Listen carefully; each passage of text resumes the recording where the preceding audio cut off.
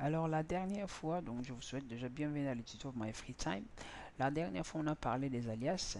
Alors je vous ai dit que les alias sont des raccourcis de commandes. Pour définir un alias, donc il faut créer juste le mot alias devant commande et l'affectation ça se fait avec égal et la commande proprement dite est écrite donc à l'intérieur des simples quotes. Voilà. Et il ne faut pas du tout séparer l'égalité, hein, l'affectation. Il faut pas mettre l'espace comme ça, sinon c'est pas correct.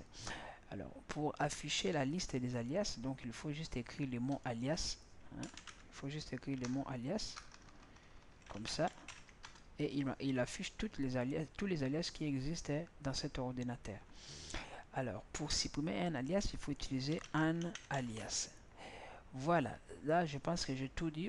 Pour voir le contenu des alias, il faut juste mettre le nom alias et le nom d'alias devant, entrer. Là, il affiche le contenu de l'alias. Ça veut dire qu'est-ce que l'alias fait en fait. Ici, on voit que l'alias, il affiche le fichier ls avec les couleurs automatiques. Donc maintenant, parlons des historiques des commandes. Voilà, je pense que pour ceux qui ont fait, je dis, hein, je réfère toujours dans mes cours antérieurs, pour ceux qui ont fait CPI, je vous ai dit qu'il y a un fichier qui s'appelle history. Si on fait juste history, comme ça, regardez, qu'est-ce qu'il fait?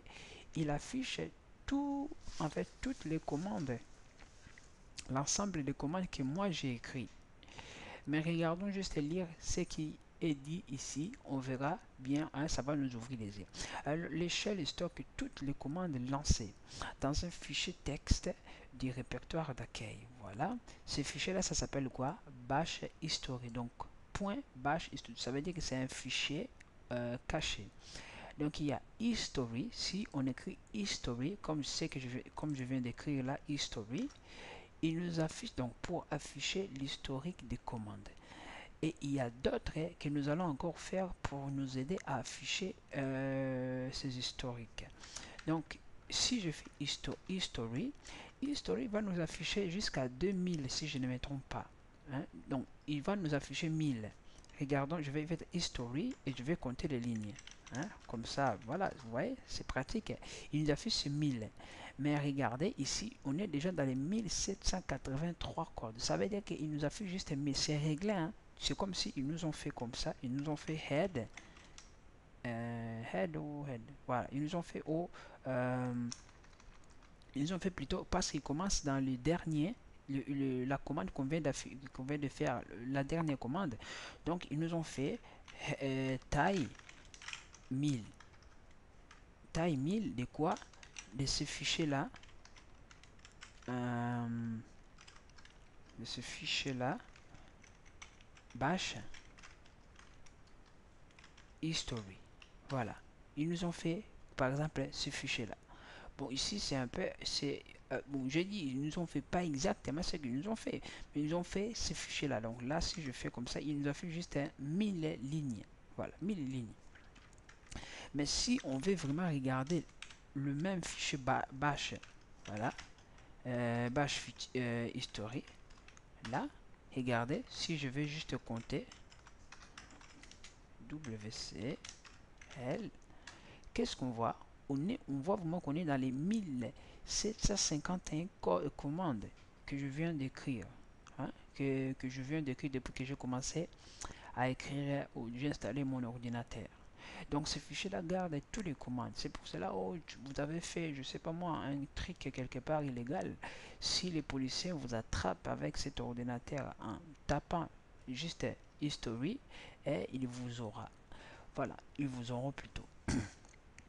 Donc voilà, alors bon, c'est pas ça juste pour vous faire rire, mais supposons que je vais afficher l'historique, pas voir tous les codes, mais je vais juste voir par exemple une partie des codes, ou en fait les dernières commandes, les dernières commandes que je viens de faire. Qu'est-ce que je fais? Juste touche de direction sur vos claviers, touche de direction vers haut. Voilà, si vous faites comme ça, en fait vous circulez de haut jusqu'en bas, jusqu'à la dernière. Si je reste appuyé, il va circuler jusqu'à Donc de 1751, il va monter jusqu'à là en haut, à la première commande. Bon, je ne vais pas m'amuser à faire toutes les commandes en tout cas, mais bon, en tout cas, on peut les monter. Hein. Ou je peux faire CTRL R. CTRL R, qu'est-ce que c'est? Recherche d'une chaîne de caractères dans l'historique. Par exemple, je fais CTRL, là j'ai appuyé CTRL R, là. Et regardez, qu'est-ce qu'il me fait? Il renverse I, Bon, supposons que je cherche, par exemple, je cherche quoi? Le mot grep. Grep. Regardez, juste en écrivant grep, regardez ce qui se passe. C'est merveilleux ce truc. Hein. Je vais faire, bon, alias, ça je sais déjà. Je fais quoi? CTRL R. Regardez, il change. Mais regarde, lorsque je commence juste à écrire G, grep, regarde, il va chercher déjà les grep. Et là, j'ai quoi? J'ai une commande qui m'affiche déjà tout devant. Je peux faire entrer, ben, en fait, il exécute vraiment la commande que j'avais fait. Je vais répondre CTRL R, donc CTRL Research. Et là, par exemple, je fais le commande git que j'ai écrit. Regardez, git. J'avais une commande git, regardez, il me met commande git. Voilà. Ça, c'était CTRL R. Flèche en haut, je l'ai déjà fait. Supposons, je vais juste chercher une commande qui commence par ABC. Donc, ABC, donc on va utiliser ces commandes, voilà, point d'exclamation. Et je vais par exemple une commande qui commence par alias. Alias comme ça, je fais entrer. Là, il n'y a rien. Mais, voilà, je réponds encore. Je fais au moins avec A. Hein, A. Regardez, il m'affiche toutes les commandes que moi j'avais écrites. Voilà. Donc ça veut dire que j'avais écrit une commande qui commence par A, qui est alias, qui m'a fait ficher même les résultats de mes commandes. Alors, supposons une commande qui commence par exemple, G, comme ça, entrée. Bon, là, il me met JC. JC, je ne sais pas si j'avais écrit une commande comme ça, mais il me met quand même JC.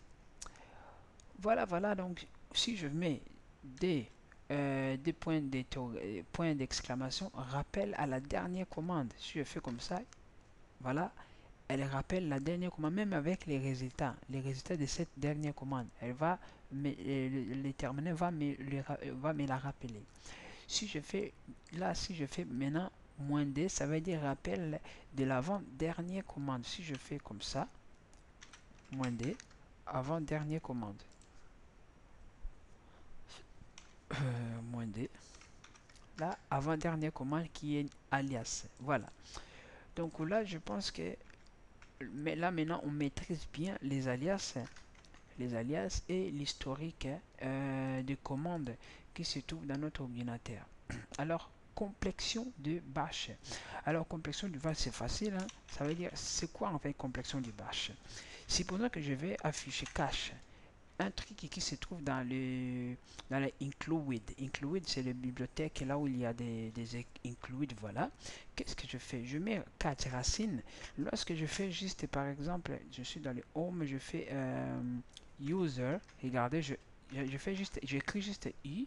Je fais backspace comme ça. Backspace, c'est là où il y a des flèches qui partent à gauche, l'autre à droite. Voilà, c'est juste à côté des A. À droite, c'est à gauche des A. Et là, il me complète déjà automatique. Si je fais deux fois ces commandes-là sans rien écrire, 1D, il m'affiche toutes les possibilités de chances toutes les possibilités de chances. De trouver, d'écrire, je sais pas moi, n'importe quoi. Il me montre en fait les endroits où le dossier possible est à écrire. Voilà, à entrer. Par exemple, là maintenant, je vais mettre include. Je crie juste même comme ça, include. Je fais backspace.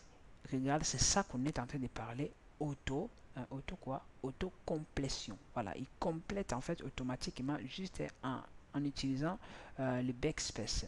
Donc là, je peux choisir maintenant. Là, si on fait encore deux fois, là, regardez, il me dit qu'il y en a 166 possibilités en fait de trouver des choses. Il me demande de l'afficher. Si je fais, mais je ose appuyer sur Y, il va afficher toutes les possibilités de trouver, voilà, toutes les possibilités hein, voilà, de fichiers. Voilà. Et là, par exemple, si je mets menu, je fais juste menu comme ça. il me dit qu'il y a deux menus des mêmes. Donc là, je mets N, il fait rajoute. Là, il me complète. Là, il l'affiche. Donc là, c'est ce on était en train de parler. Donc voilà. Il dit que première lettre est plus backspace, soit touche de tabulation. Voilà, touche de tabulation. Shell complète automatiquement la 16. Donc je pense que on a très bien assimilé les choses. Donc on a pris l'historique. Il y a un fichier qui s'appelle bash historique et les complexions. Donc en appuyant par backspace. Voilà. Donc après, nous allons parler un peu de protection des caractères de protection pour continuer en fait à avoir quelques commandes là pour nous permettre à faire le deuxième TP qui sera encore très chaud. Donc je vous donne les rendez-vous à la prochaine vidéo.